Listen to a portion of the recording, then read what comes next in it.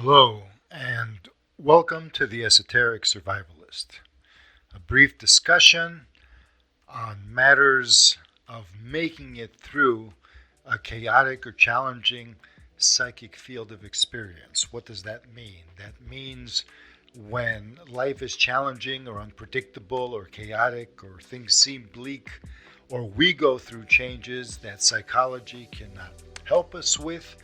Um, or even religion. How can we collect the basics of wisdom in order to make it through so we can keep moving forward and be stronger for the experience? When in a physical, hostile environment, you have the resourcefulness to tap into that environment in order to stay alive, at least until you can remove yourself from there. Look at the parallel with an environment that may be physically comfortable, but always appears threatening, unpredictable, chaotic, where you can't even stand. And hope is fluctuating. And the people that seem the happiest are the ones in denial. This kind of environment is what I call spiritually hostile. To call it esoterically hostile may be confusing, because esoterically hostile would mean that your revelation itself is aggressive or something like that. No, this is hostile consciousness. It's not where you can say I'm being hurt or I'm being threatened. It's more on the intuitive feeling level of things. But also the thoughts are affected because socialization, the collective mindset, a bunch of other factors. For spiritual survival, we do not care why these conditions are here. That's a discussion for another thing. If you want to look at my Substack, acgeorgesubstack.com or acgeorge.substack.com, as well as this channel and the podcasts that are on the Substack and on Spotify. In any case, I get into more in-depth stuff there. Over here, I want to discuss the experience of a spiritually hostile environment, which doesn't mean that human beings are hostile per se. It can.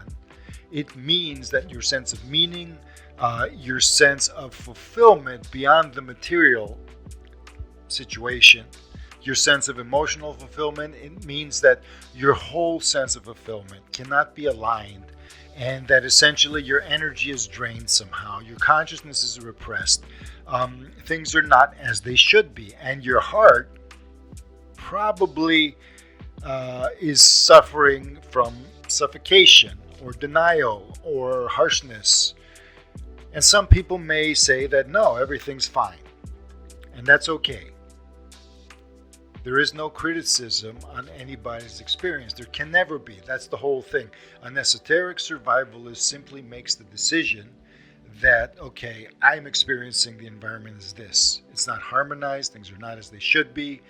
I would like to manifest my way out of it if possible, or somehow use my will or train my heart and my energies and my consciousness to be able to focus enough so I may move through the situation and out of it and be safe and all of that. So one is tempted to go through all manner of esoteric explorations to do that. But it's not necessary, because most of the time there are ideological, idealistic, or other biases that are anti-idealistic, pseudo-pragmatic conditionings where we can't see the forest for the trees, and sometimes we can't even see the trees. Or we see only the trees that our conditioning tells us we should see in our biases. So the first thing that's needed, aside from a sense of personal integrity that is valued, aside from a sense of personal initiative that is valued, where basically you do want to live.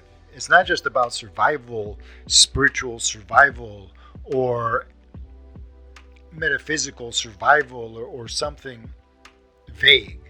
This is about actually moving in a direction where you grasp your own sanity, you grasp your own hope, you grasp your own sense of meaning, and you don't have to do it as some kind of struggle. That's the whole thing, because esoteric survivalism means that what survives is your sense of meaning.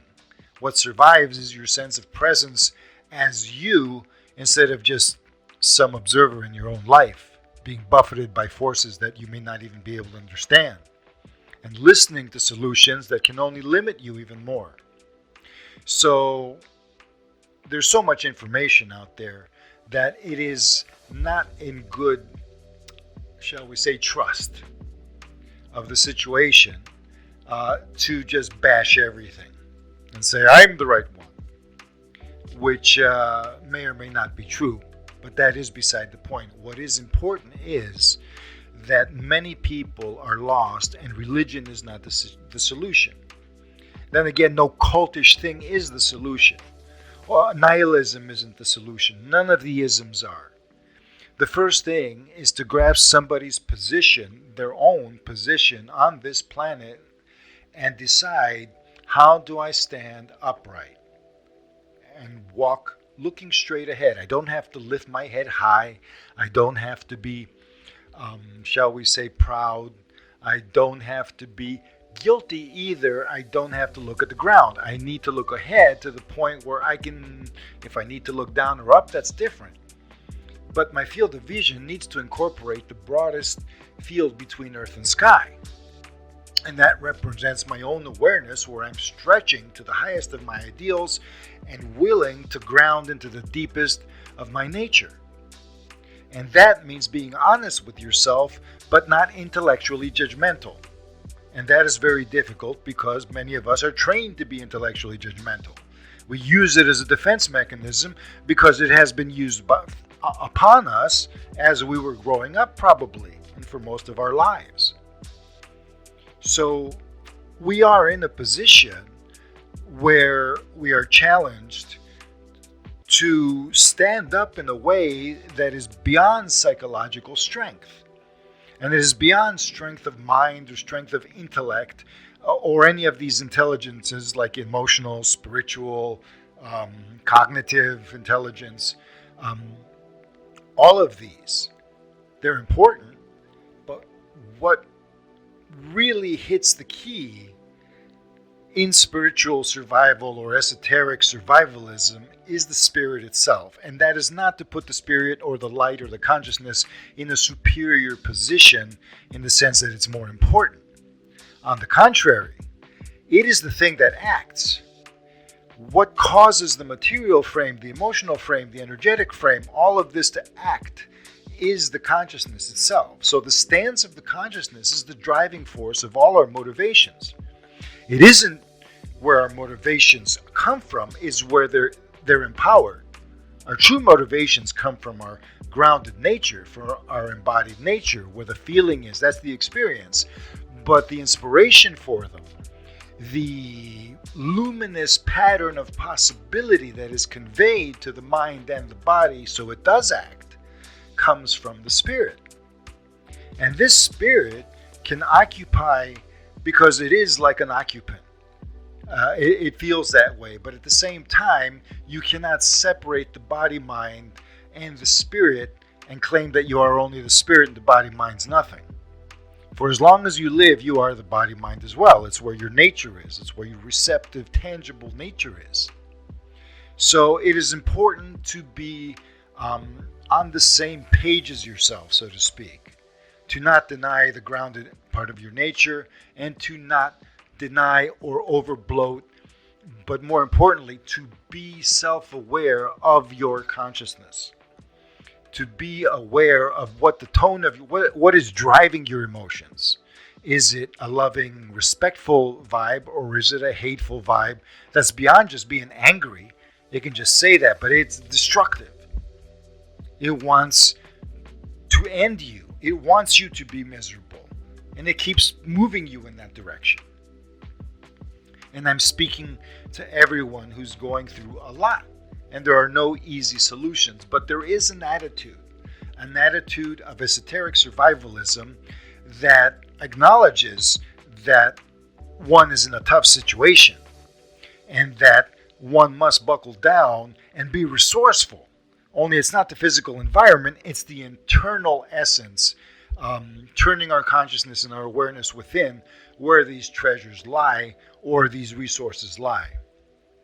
Well, that's it for this discussion. This has been a brief incursion into esoteric survivalism. We shall elaborate in the next talks.